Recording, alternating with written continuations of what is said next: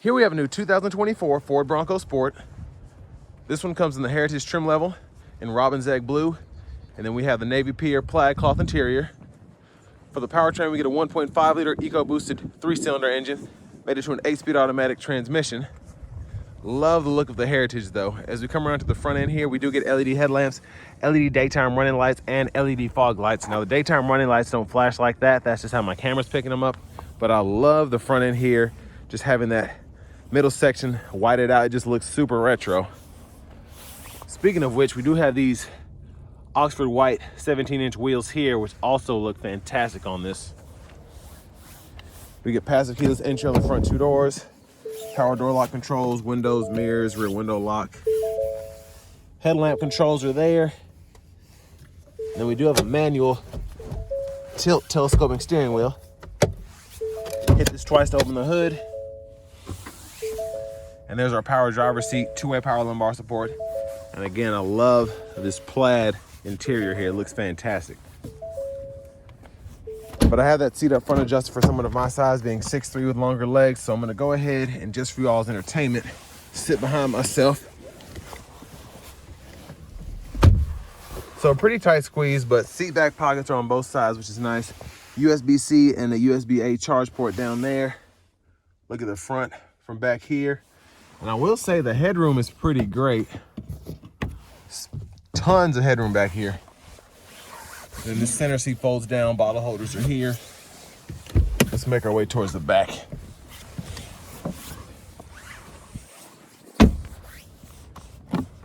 An easy fuel here. We do have LED tail lamps as we come around to the back, but I believe it's just the outer housing. I think the bulbs, like the brake lights and turn signals and whatever, are not LED. But rear parking sensors integrated in that bumper there. Tow hitch, look underneath the vehicle.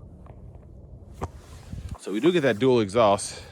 And then we can either hit this button here, pop the glass if you want to, or hit this one on the right side, opens the whole door. So pretty interesting setup here. So we can use this as kind of like a tray if you want to measure something or whatever. And then I do like this feature. You can hit this button and it toggles the light back here. I believe it's the one. Yeah, it's these right here. Turns that on. And these hooks, you can kind of hook on there, either side, 12 volts. And then actually pretty decent space back here. If this were out of the way, you'd have tons of room. And then your spares underneath there.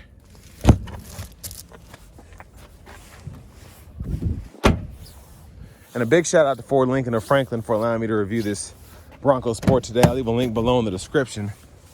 You can push that lever there, and then when the seat's up far enough, that'll fold flat. And pretty easy to just put it back into place. Just make sure that seat belt's out the way. Give it a little push there. And then I'm gonna go over a quick run through of the standard features on the window sticker. And y'all can pause anywhere you need to take a closer look, but mostly just want to show off the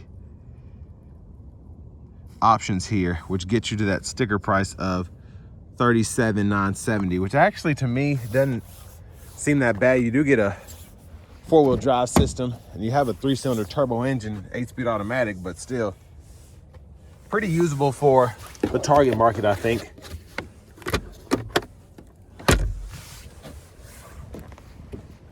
Now, since I did hit that latch twice from the inside, I can just pull this up and there's that 1.5 turbo 3 in there. But let's go ahead and hop in the driver's seat, start her up.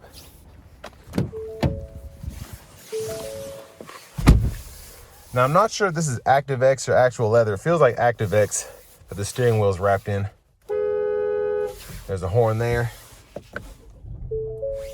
So pretty quiet start there. I don't even know if you all could hear it. But over here to the radio, AM, FM, XM, Bluetooth. And then we have our phone settings there, Apple CarPlay, Android Auto compatibility, of course. And then we do have our driver assistance. We can fool with that there. Sound we can fool with here. And then our vehicle settings. as well as our general settings. And from here we can change our units of measurement or language if we want to do that. Backup camera with guidelines, and then here rear parking assist. You can see how close you are to an object you're backing up towards. Auto stop toggles here, hazards. Hit that button, it'll kind of cut the screen off. And then sound could be adjusted there. Volume, click there to turn the audio off. And then we do have a tune knob there. And we do get single zone automatic climate controls, which is nice. Fan speed can be adjusted here, temperature, then the auto mode there, fan direction. We get the 3-stage heated front seats, and then the USB-C, USB-A charge port, 12 volt, and then wireless charging pad here. Now for the shifter, just hit the brake, reverse neutral drive. You have that limiter there, and then electronic parking brake, brake hold, so you just hit that, and then when you come to a red light, hit a complete stop. You can let off the brake until you hit the gas to go again. And then your drive modes are right here. So we get normal, eco, sport, slippery, and then sand. Bottle holders, center console cubby space, the USB-C, USB-A charge duo in there. There's a look at the back seat from up here. I'm curious about these lights. Okay, those are LEDs, so that's nice. Sunglasses holder. Lights up here. Universal home remote. And then at least we do have some kind of lights here in the vanity mirror. But back to the steering wheel, blinkers, lane keep assist toggle there, and then high beams. And then we do get our intermittent wipers, one time off, intermittent low, high. We can adjust the intermittent frequency here, and then a rear wiper here. Push back for rear wiper fluid, pull up for the front wiper fluid. Cruise control, we just have standard, so we can turn that on or off, adjust speed, cancel, and then we have volume, mute there. Voice recognition, track list or radio station presets, we can toggle there, and then when we have our phone up, we can use these as Bluetooth buttons. And then we can use this as well as, basically all these buttons up here are for the gauge cluster there, the digital part. And we can scroll through all of our options there. And then within each menu, we can kind of fool with certain things when applicable. Push button starts there. Here's the key fob. And next we're gonna go ahead and take this Bronco Sport Heritage Edition out on the road for a test drive. So starting the test drive in this Bronco Sport, the 1.5 3-cylinder is not necessarily quick, but it is adequate for what it is. You do get a nice pull from the turbocharger, which is nice. And although it sounds weird, it feels weird, it gets the job done, definitely.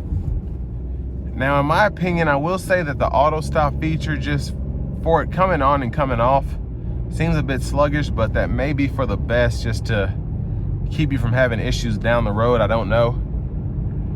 But it definitely took a while for the engine to come off after I came to a stop, and then to cut back on, it just didn't seem like it was in a hurry.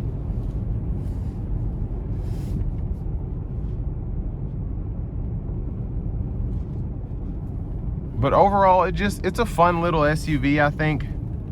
Just first impressions of it, driving around this corner here, it does seem like it could take on light off-roading if you so choose, just having that 4-wheel drive system.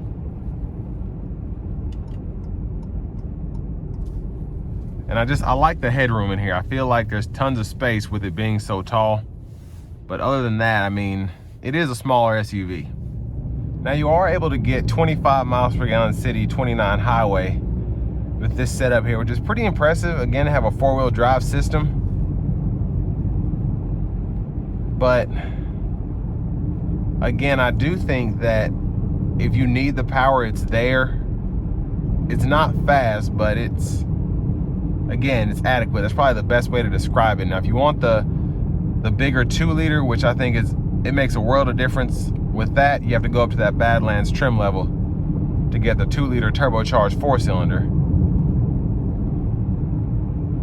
But again, this one gets the job done. Most people who get these, they're not necessarily out here trying to be the fastest thing on the road. So they should be pleased with it.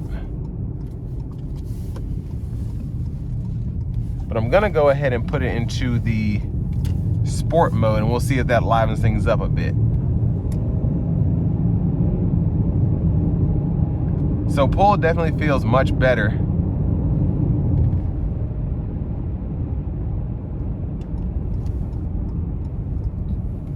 And we're gonna give it a little pull getting on the interstate here.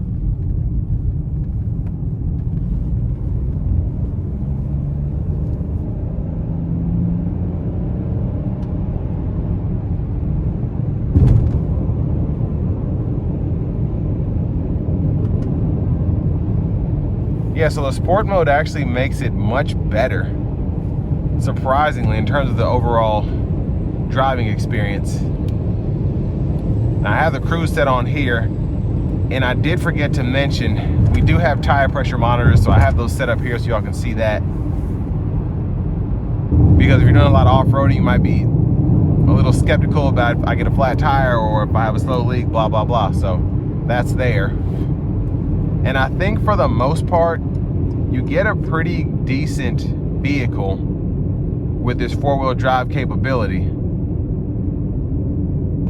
And really not a lot of big-time competitors, except maybe from Jeep. And then, I mean, Subaru has all-wheel drive variants that might compete with this, but I think this is just in a lane of its own, and Ford's done a great job with keeping these on the market. So with all that being said, this will bring me to the end of my review of this 2024 Ford Bronco Sport Heritage Edition.